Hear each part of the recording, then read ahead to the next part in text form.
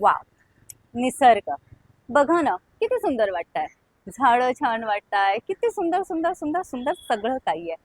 पण तुम्ही एक लक्षात येत आहे, हे बघा काय, फूल नाही, कळी आहे. आपले विद्यार्थी पण असेच असतात. ह्या फुलाला, ह्या झाडाला जर आपण खूप प्रॉपरली टेम्परेचर दिलेलं आहे, म्हणजे सनलाईट दिली आहे, वॉटर दिले आहे, फर्टिलायझर्स दिले, तर हे खूप छानपैकी असे फ्लरिश होत असतात.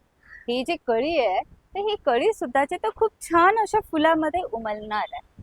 आपले विद्यार्थी पण आहे ना, असेच असतात.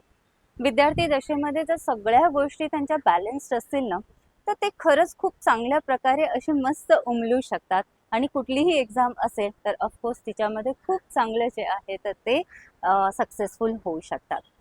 म्हणजे कसं की ह्या सगळ्या गोष्टींमध्ये सगळ्यात महत्त्वाचं म्हणजे त्यांची इमोशनल स्टेट आहे.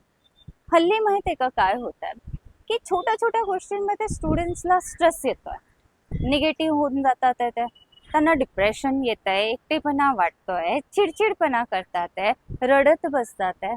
तर हे जे त्यांचं जे इमोशनल स्टेट असं थोडंसं डिस्टर्ब होतोय ना, तर तो डिस्टर्ब नाही व्हायला पाहिजे. ॲटलिस्ट जोपर्यंत ते स्टुडंट लाईफमध्ये आहे तर तोपर्यंत. कारण एक स्टुडंटच जर तो चांगला होईल तर ऑफकोर्स पुढे एक चांगला नागरिक घडणार आहे. सो म्हणून सगळ्या गोष्टी हे जसं ह्या प्लांट्सला फ्लरिश होण्यासाठी लागत आहे, सेम तसं जे आहे तर आपल्या विद्यार्थ्यांना सुद्धा गरजेच्या आहेत. All the things should be in a balanced state.